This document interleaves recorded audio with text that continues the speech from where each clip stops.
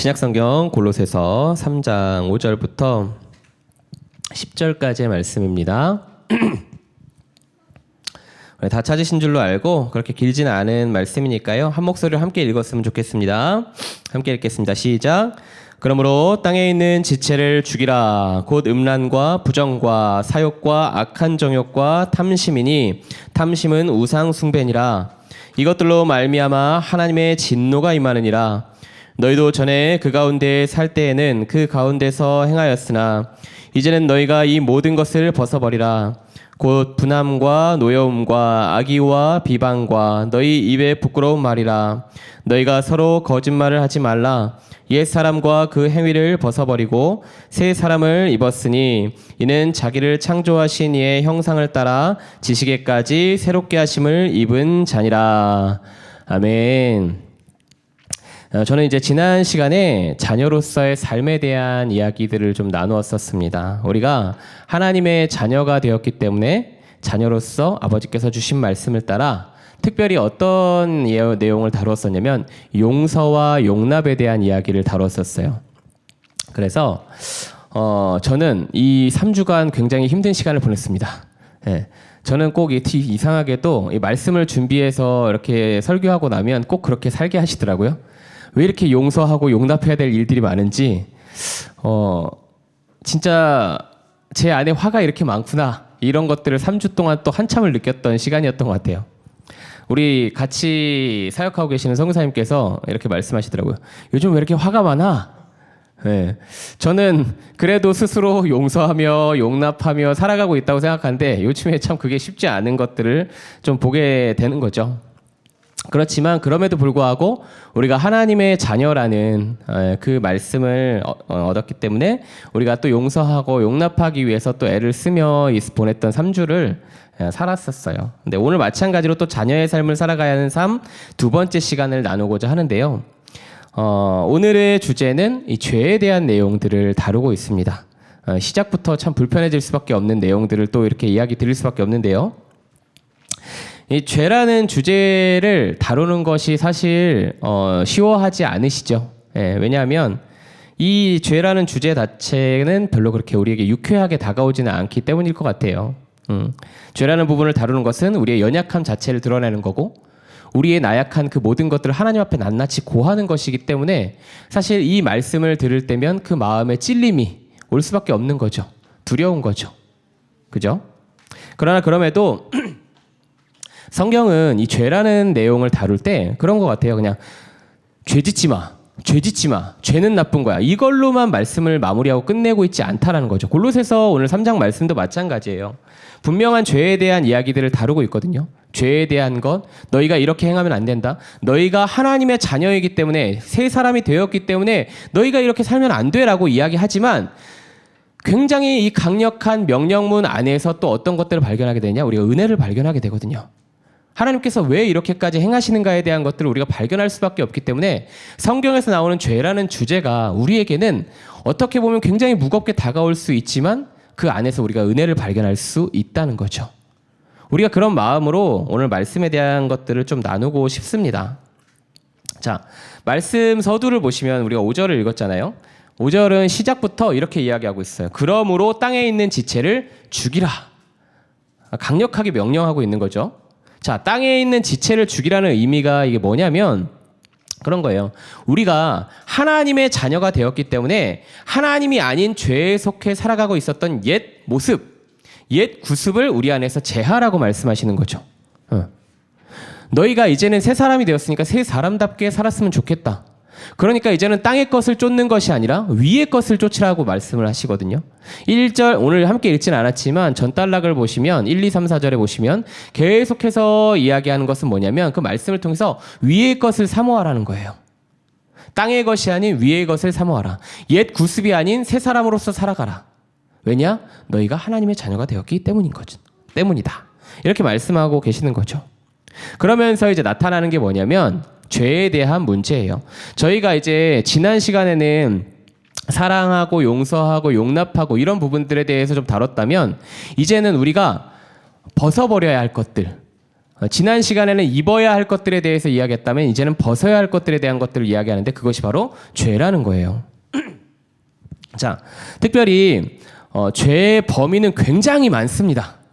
굉장히 많지만 골로새 교회의 그 당시 문제점들과 또 여기서 다루어져야 될 어떤 그 용례를 살펴봤을 때 이 죄에 대한 거, 오늘 3장에서 나타나고 있는 죄는 두 가지를 나타내요.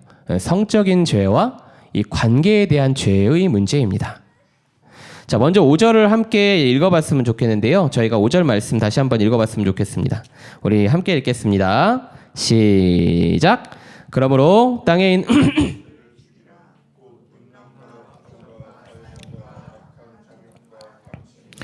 탐심은 우상 숭배니라. 아멘. 자, 음란과 부정과 사욕과 악한 정욕과 탐심.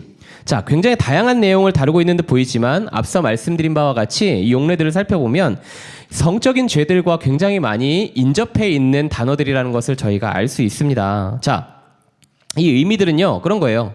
이 결혼을 통한 합법적 상호관계를 벗어난 모든 불법적 성관계와 음행을 포괄적으로 다루고 있는 단어들입니다. 성적으로 추악한 행실을 의미하기도 하고요. 아무리 채워도 채워지지 않는 그 성적 욕망을 갈구하고 그것을 채우기 위해 어떤 그 인외에 벗어난 행위들을 하는 어떤 그 중독성, 그런 것들을 나타내기도 하고요. 또는 탐욕스러움으로 자신의 그 욕망과 욕심을 채워가려고 하는 그 자신들의 마음, 아집, 고집, 이런 부분들에 대한 것들을 다루고 있는 게 오늘 이 성적인 죄에 대한 이야기인 거예요. 요즘 보면 이 성에 대한 개념이 너무나 이제 가볍게 여겨지는 것들을 보게 됩니다. 또 무엇보다 불법적인 이 성적인 관계, 만남 이런 것들에 대해서 굉장히 좀 여유로워지고 너그럽게 대하고 있는 시선들을 좀 보는 거, 관대해져 있죠. TV나 드라마 등을 보면 이러한 불법적인 관계, 자신들의 성적인 욕망을 오히려 미화시키고 그것을 더욱 부추기는 모습들을 보게 됩니다. 안타까운 사회의 현실이죠.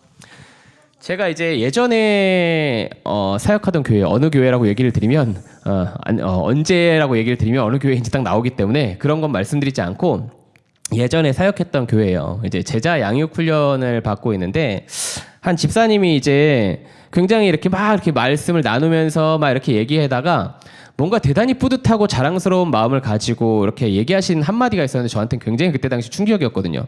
뭐였냐면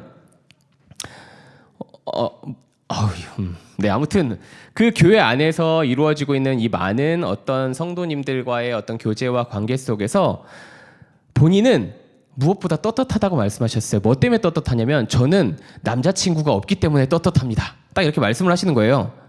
이게 교회 안에서 도대체 무슨 얘기지? 라는 생각이 딱 듦과 동시에 그분의 떳떳함은 모두가 그렇게 살아가고 있다는 거거든요. 네. 교회 안에서조차 그런 일들이 은밀하게 조심스럽게 퍼져가고 있지만 저는 그럼에도 불구하고 그렇게 살아가고 있지 않습니다 라는 걸 얘기하는 거였어요. 그게 벌써 굉장히 좀 오랜 시간 전입니다. 그때 당시에도 교회 안에조차 그리고 교회를 다니고 있는 사람들조차 그런 문화에 너무 그냥 뭐라 그럴까요? 관대하게 지내고 있었던 시기, 그러고 나서 벌써 십여 년이 지난 거잖아요. 지금은 어떨까요? 지금은 더하면 더했지 덜하진 않겠죠. 많은 이야기를 듣게 됩니다. 교회 안에서 일어나는 어떤 또는 그리스도인들 안에서 일어나는 어떤 그런 성적인 문제들 또는 불법적인 문제들. 사실 이게 여기서 성적인 문제들만 다루고 있지, 성적인 문제들에 대한 것들을 다루고 있지만 이 단어들 자체가 굉장히 다양한 의미를 내포하고 있어요. 문맥상으로 봤을 때 성적인 부분들에 대한 것들을 이야기하고 있지만요. 그중에 탐심은 우상숭배라고 이야기합니다. 탐심 뭔가요? 끊임없이 내 것을 추구하고자 하는 탐욕스러운 마음인 거잖아요. 내 안에 하나님 채우기를 기뻐하지 아니하고 내 것을 채우기를 기꺼이 즐거워하는 그런 마음들이잖아요. 그런 마음들이 비일비재하게 일어나고 있습니다. 우리가 이 죄라는 주제를 던지면 자유할 수 있을까요? 자유할 수 없어요. 그래도 참 감사하게도 제가 정말 기쁜 것 중에 하나는 이 죄라는 주제를 던졌는데 우리 더복교회 성도님들은 저랑 계속 이렇게 눈을 마주치고 아이 컨택을 하면서 뭔가 이렇게 또랑또랑한 모습으로 바라본다는 거예요. 근데 예전에 이제 사역하던 뭐 이렇게 사역을 하던 말씀을 전하던 이런 모습들을 보는데 죄에 대한 설교를 하면 그때부터 사람들의 눈이 이렇게 돼요. 점점 겸손해져서 눈을 마주치질 않아요. 그만큼 죄에 대해서 떳떳하지 못한 우리의 삶에 대한 것들, 우리의 연약함에 대한 것들을 본인들도 직시하고 살아가고 있다는 거죠. 성적인 부분에만 우리가 타락했을까요? 여기서 이야기하는 부분은 또 뭐가 있냐면 관계에 대한 것도 있거든요. 자, 관계에 대한 이야기는 어디서 등장하냐면 8절에서 이야기하고 있어요. 분함과 노여움과 악의와 비방과 너희 입의 부끄러운 말이라. 9절 보시면 너희가 서로 거짓말을 하지 말라. 상대방과의 관계에 있어서 이야기하는 거거든요.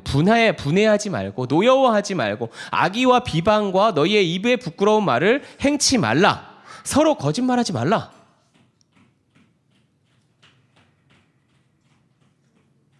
요즘 참 화가 많은 시대죠. 그냥 화가 많아요. 예. 가장 근접하게 이런 것들을 볼 수 있는 공간을 추천해 달라고 말씀드리면 출근 시간이에요. 예. 그냥 옷깃만 부딪혀도 살생이 일어날 것 같은 이 부글부글거리는 사람들의 마음들. 뭔가 이렇게 옷깃만 스쳐도 이렇게 도끼 눈을 뜨고 쳐다보는 그 모든 상황과 환경들. 예. 그걸 벌써 한 3년, 4년 이렇게 겪다 보니까 저도 동화되어 가고 있는 것들을 좀 이렇게 느끼게 되는 것 같아요. 그러지 말아야지. 자, 오늘은 너그럽게, 관대하게, 악의를 품지 않고 온유한 마음으로 탐과 동시에 옷깃이 스치는 순간 이건 뭘까 하고 쳐다보는 제 모습을 딱 보게 되거든요. 저도 이렇게 동화되어 있는 모습을 보더라고요. 근데 세상 속에서만 저희가 이런 모습 보이고 있는 거 아니잖아요. 그렇죠? 교회 안에서도 우리가 믿는 공동체 안에서도 그리스도인들 안에서도 이러한 일들이 비일비재하게 일어납니다. 누군가를 비방하고 헐뜯고 없는 곳에서는 그 약점을 이야기하고 상처되는 말로 또는 거짓말로 그 사람들에게 아픈 것들을 주는 거죠. 가까이 다가가면 다가갈수록 오히려 상처만 남는 어떤 그런 공동체의 아픔들을 우리가 종종 보게 되거든요. 직장에서는 안 그럴까요? 가정에서는 안 그럴까요? 동일하거든요. 분함과 노여움과 악의와 비방과 너희 입에 부끄러운 말이라. 서로 거짓말하지 말라. 자, 그런데 오늘 정말 이 말씀 안에서 우리를 고통스럽게 하는 것 중에 하나는 뭐냐면 이와 같은 죄악들을 우리 하나님께서는 결코 좌시하지 않으시겠다라고 말씀하십니다. 오늘 말씀도 그것을 이야기하고 있어요. 6절이요. 이것들로 말미암아 하나님의 진노가 임하느니라. 진노, 하나님께서 분개하신다는 겁니다. 크게 노하신다는 거예요. 하나님께서 결코 두고 보고 계시지 않으실 것이라고 말씀하고 계신다는 거예요. 너희가 음란한 그 죄들 가운데, 성적인 타락 가운데 너희가 누군가를 비방하고 누군가를 찌르고 있는 그 모든 악한 행실들을 내가 그냥 보고 있을 것 같아? 그렇지 않아. 나는 진노하는 하나님이다 라고 말씀하시거든요. 이 말씀은 현재 시제로 되어 있어요. 이 현재 시제로 되어 있다는 게 뭘 의미하는 거냐면 그런 겁니다. 너희들 계속 그래봐. 나중에 혼쭐 날 줄 알아. 이런 게 아니에요. 너희들 나중에 홍군형 난다. 이거 아니에요. 하나님의 진노는 진행형이라는 겁니다. 현재 진행형.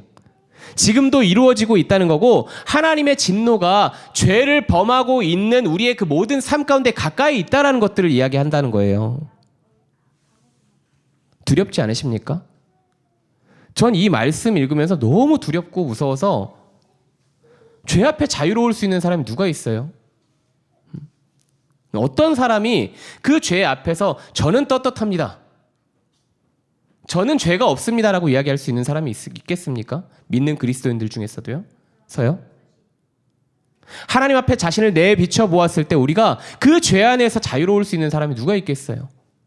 그런데 그런 상황 속에 있는 우리에게 던져진 이 놀라운 말씀, 이 무시무시한 말씀, 하나님께서 진노로 임하시겠다라고 말씀하시고 계시는 것이 오늘 말씀을 통해서 우리 가운데 전해지고 있다는 거예요.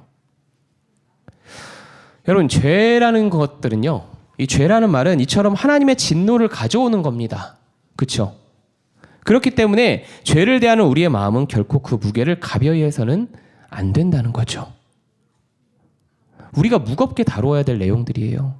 그리고 항상 다루어야 될 내용들이에요.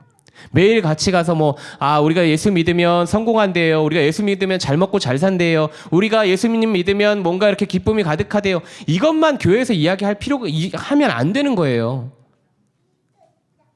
분명히 성경은 분명히 하나님께서는 우리에게 뭐라고 말씀하고 계시냐면 이 죄에 대한 문제를 분명히 얘기하고 계시거든요. 자,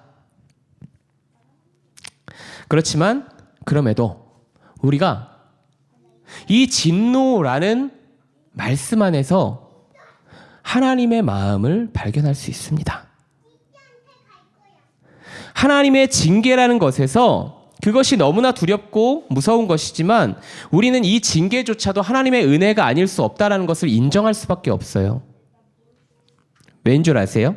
자, 골로새서 3장, 특별히 이제 바울 서신이라고 이야기하는 사도 바울이 써 내려간 서신들, 그리고 신약 성경들 보시면 어떤 이야기들이 계속 많이 나오느냐? 새 사람에 대한 이야기가 많이 나옵니다. 그리고 골로새서 3장도 마찬가지로요. 강조되는 게 뭐냐면 새 사람에 대한 거예요. 이전에 죄악 가운데 있었던 너희가 옛사람을 버리고 그리스도로 말미암아 새 사람이 되었다. 그게 뭐냐면 우리가 하나님의 자녀 되었다는 거예요. 자, 역설적으로 여기서 계속해서 진노에 대한 것들을 이야기하고 있지만, 자, 진노는 이코르 자녀가 아니면 받지 않는다. 이게 성립되거든요. 그러니까 우리가 하나님께 진노를 받고 징계를 받는다라고 이야기하고 있지만 이 골로새서 3장에서 계속해서 말씀하고 있는 것 중에 핵심 내용은 뭐냐면 너희가 진노를 받을 수 있어. 너희가 하나님 앞에 징계를 받을 수 있어. 너희가 하나님 앞에 혼날 수 있는데 그게 왜 혼나는 거냐면 너희가 새 사람이기 때문이야. 너희가 하나님의 자녀이기 때문이야 라고 이야기하고 있다고요. 하나님의 자녀가 아니면 하나님께서 이렇게 행치 않으신다라고 얘기하고 있는 거예요. 우리의 정체성을 여기서 말씀하고 있다라는 거죠. 여러분 히브리서 12장 8절을 보면 이렇게 쓰여 있습니다. 징계는 다 받는 것이거늘 너희에게 없으면 사생자요 친아들이 아니니라. 여러분 진노를 받는 거, 징계를 받는 거 우리가 어렵죠. 혼나는 게 기쁜 사람이 누가 있겠어요. 혼나는 거 막 혼내고 있는데 하하하하 이렇게 웃으면 병원 보내야죠. 병원에 입원시켜야죠. 절대 기쁘지 않아요. 즐겁지 않고요. 그렇지만 그럼에도 그것이 우리에게 기쁨이 될 수 있는 이유는 그것이 우리가 하나님의 자녀라는 반증을 나타내고 있기 때문이라는 거죠. 여러분 저는 시우가 잘못을 하면 혼냅니다. 왜 혼낼까요? 내 자식이니까요. 그죠? 내 자식 아닌 남의 자식 가서 혼내고 있으면 어떻게 돼요? 싸움 나죠? 죽일 듯이 달려들지도 몰라요. 내 자식이니까 혼을 내고 내 자식이니까 가르칩니다. 혼을 내시는 이유는 뭐예요? 아이 혼내보시잖아요. 그죠? 아이 혼내보시잖아요. 앞으로 혼내실 분들이잖아요. 아이를 혼내는 이유 한 가지예요. 이 아이가 잘못하면 그 잘못된 것으로부터 돌이킬 수 있도록 도와주기 위한 거거든요. 바르게 자랄 수 있게 하기 위해서 아이를 혼내는 거거든요. 혼낼 때 기쁘신 분 있어요? 막 이렇게 애 혼내고 있는데 정말 오늘도 혼내고 나니까 너무 즐겁고 기분이 스트레스가 확 풀려. 오늘 죽었어. 일로 와. 이런 사람 있어요? 없잖아요. 응? 막 애 혼나고 나면 막 카타르시스를 막 느끼세요. 이야. 그러지 않잖아요. 저는 시우를 혼내고 나면 마음이 막 진짜 막 그 아이의 눈빛을 보잖아요. 그러면 여기서 그만할까? 이런 생각이 들 때가 한두 번이 아닙니다. 혼내고 나서 아이가 울고 있으면 그것 또한 마음이 찢어질 것 같이 아파요. 제가 이런 마음을 갖게 될 거라고는 상상도 하지 못했습니다. 저는 좀 약간 그런 느낌이 있었거든요. 저희 이제 지원 목사님이랑 기숙사 같이 있을 때 항상 얘기해. 나는 사랑이 없는 것 같아. 맨날 하던 얘기가 그거였어. 형 있잖아. 나는 도저히 인간이 사랑이 없는 것 같아. 내가 자식을 낳으면 얘를 정말 사랑할 수 있을까라고 얘기했었어요. 근데 그 아이를 바라보고 있으니까 혼을 내고 나면 그렇게 찾아오는 그 마음의 그 아픔과 이 아이를 향한 고통스러운 마음들 그게 만연하다는 것들을 느끼게 되더라고요. 그런데 그럼에도 불구하고 혼을 내야 돼요. 왜요? 이 아이가 바른 길을 걸어갈 수 있도록 제시해 주기 위해서. 이 아이가 올바른 길을 걸어가고 이 아이가 잘못된 길로 들어서지 않기를 위해서 그렇게 아이를 혼내고 징계한다는 거죠. 하나님의 마음도 동일하지 않으시겠습니까? 성경에서 나타나는 역사를 보시면 그래요. 구약 성경 보시면 진짜 아주 신랄한 심판이 일어납니다. 거의 뭐 계속 일어나죠. 뭐 이스라엘 백성들 죄 짓고 심판하고 죄 짓고 심판하고 죄 짓고 심판. 사사기 보시면 돌아요 계속. 자, 죄 짓고 심판하고 회개하고 돌이키고 죄 짓고 심판하고 회개하고 돌이키고 죄 짓고 심판하고 회개하고 돌이키고 이게 계속 사이클처럼 돌아요. 자, 제가 하나님이었으면 버렸습니다. 이스라엘 역사 속에서 그렇게 많은 죄를 저지르고 그렇게 많이 하나님께서 그 모든 그들을 이끌어서 가나안 땅에 이끌어 가시고 하나님의 자녀라고 삼아 주셨는데도 불구하고 그토록 많은 죄악 가운데에서 하나님을 배격하고 그 중심에 하나님을 버려내었던 이들의 그 모습을 보고 제가 만약 하나님이라면 저는 버렸습니다.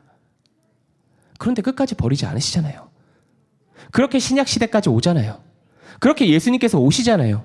그렇게 예수께서 십자가에 달려 돌아가시고 그 십자가를 통해 우리의 모든 죄를 사하시잖아요.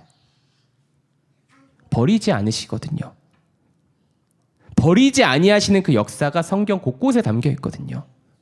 혼을 낼지언정 내 자식 잘 되라고 혼을 낼지언정 우리 하나님께서는 그 자식들을 버리지 않으신다는 거예요. 그 자녀들을 버리지 않으신다는 거예요. 그렇기 때문에 징계가 하나님의 진노가 우리에게 은혜일 수밖에 없는 거거든요. 그것이 우리에게 기쁨이고 소망일 수밖에 없습니다.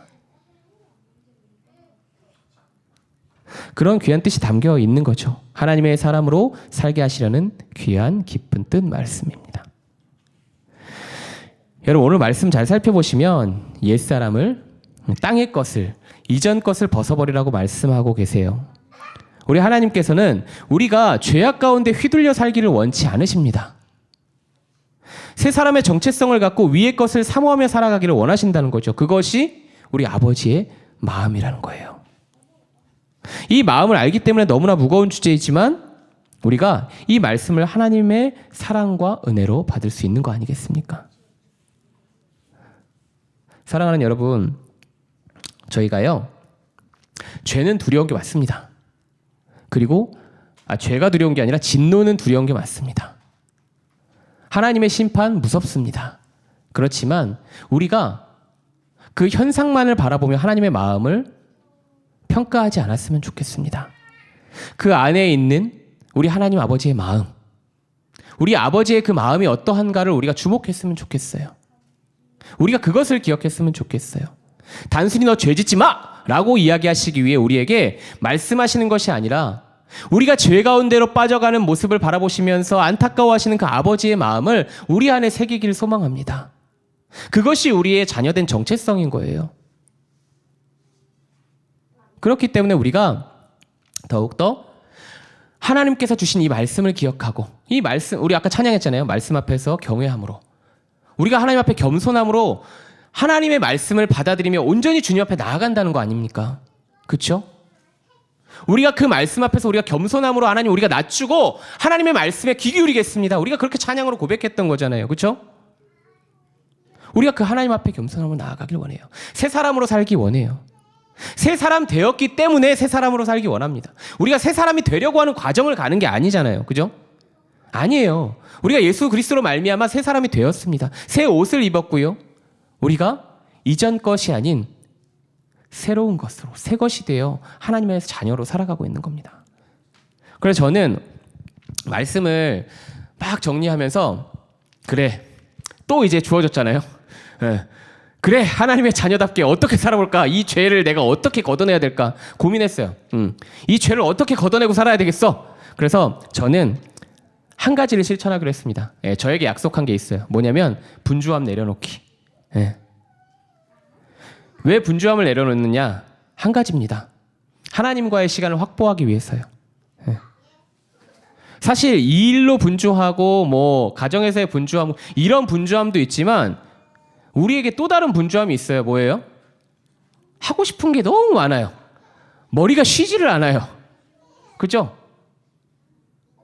스마트폰만 키면 할 일들이 너무 많고 갑자기 이것도 해야 되고 저것도 해야 되고 이것도 해야 되고 이것도 해야 되고 계속 머리를 바쁘게 하더라고요. 바쁘게 하고 쉬지 못하게 하고. 그냥 머리가 쉬지를 않으니까 내가 하나님과 함께 하고 있었던 그 시간조차도 안배하지 않고 분배하지 않고 그냥 내 마음대로 멋대로 살아가려고 하는 그 모습들을 제가 보는 거예요.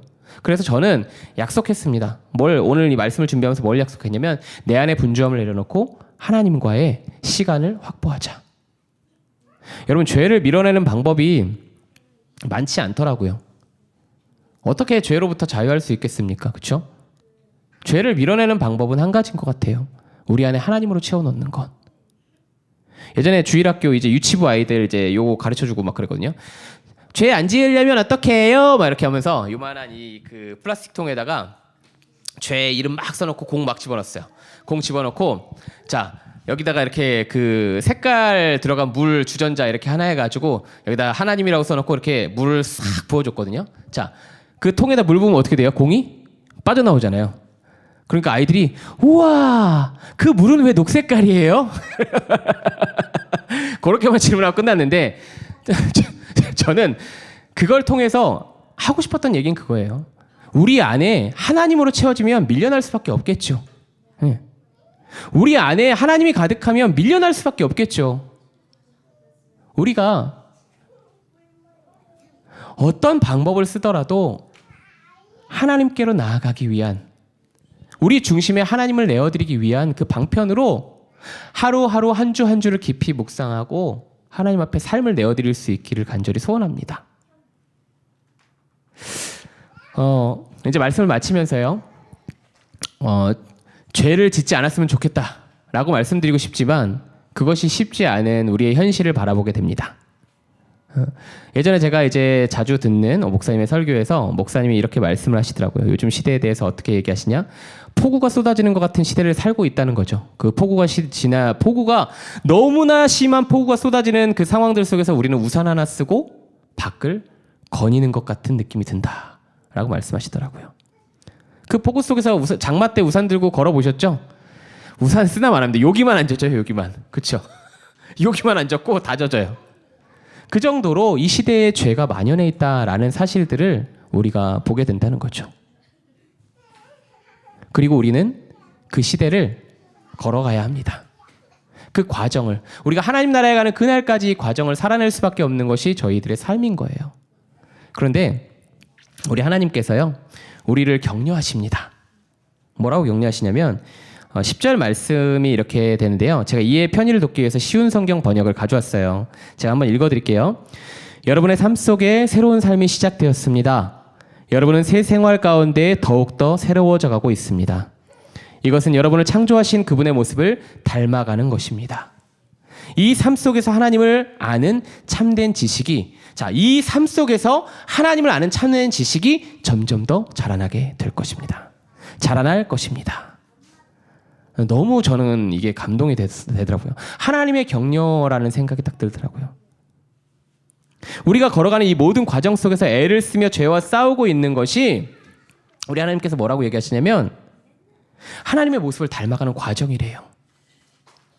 이 과정을 통해서 우리가 애쓰고 또 실패하고 다시 일어나고 애쓰고 또 실패하고 다시 일어나고 애쓰고 또 실패하고 다시 일어나는 우리에게 봤을 때 너무나 비참한 과정이고 너무나 고통스러운 과정이지만 하나님은 이 과정을 통해서 뭐라고 얘기하시냐면 너희가 나의 모습을 닮아가는 하나의 과정인 거다 라고 말씀하고 계신다고요. 그리고 이 삶의 여정을 통해서 우리가 어떤 것을 알게 될 거라고 말씀하시냐면 하나님을 아는 참된 지식 가운데 거하게 될 것이라고 말씀하신다는 거죠. 그렇기 때문에 이 과정이 소모적이지 않은 거예요. 우리는 매일 지치죠. 나 왜 이래? 나 오늘 또 이래. 내가 세상 사람들과 다를 게 뭐야? 나 그래도 그리스도인인데. 나 크리스찬인데. 몇 년이나 믿었는데. 나 목사인데. 늘 자책하고 늘 낙담하고 괴로워하는 시간들이 우리 안에 있다는 것을 알고 있습니다. 그러나 여러분, 우리의 그 낙담이요. 우리가 낙담하고 우리가 고통스러워하는 그것을 다시 딛고 일어나는 우리의 그 삶의 현장이요. 결코 우리를 소모적으로 이끌어가고 있지 않음을 우리가 기억했으면 좋겠습니다. 우리가 이를 통해서 하나님을 닮아가게 될 거고요. 하나님의 모습을 닮아가는 과정이 될 거고요. 우리가 하나님을 아는 참된 지식 가운데 놓이게 될 겁니다. 그리고 늘 우리를 격려하시고 함께 하시고 인도하시는 우리 하나님의 그 이끌어 가심, 우리를 자녀라고 불러주시는 그 아버지의 마음 앞에서 우리가 기쁨으로 믿음의 경주를 완주하게 될 겁니다. 우리가 그것을 기억하고 기쁨으로 또 주어지는 이 한 주, 그 한 주를 기쁨으로 살아낼 수 있는 저희들 모두가 되기를 예수님의 이름으로 간절히 소원합니다. 우리 이 시간에 함께 기도했으면 좋겠습니다.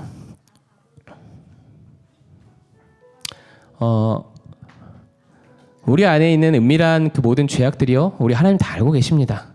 숨길 것도 없어요. 뭐하러 숨깁니까? 다 알고 계시는데요. 저희 아들이 그러거든요.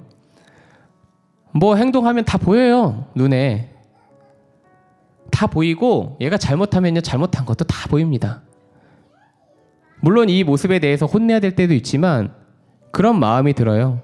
그럼에도 불구하고 사랑스럽다 여겨지는, 그럼에도 불구하고 이 아이가 내 자식이라는, 내 자녀라는 그런 마음이 제 안에 들 때가 항상 많습니다. 우리 아버지의 마음, 우리 하나님의 마음도 이러하지 않으실까요?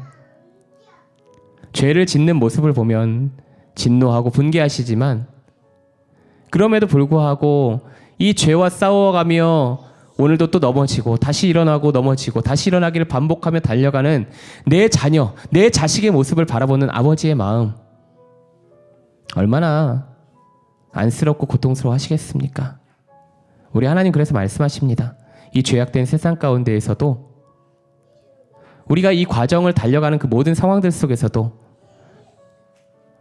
우리의 중심을 내어드리며 나와 함께 가자라고 말씀하신다는 거죠. 우리 그 하나님의 마음을 우리 가운데 헤아려 우리가 하나님 앞에 아뢰고 고백했으면 좋겠습니다. 주님,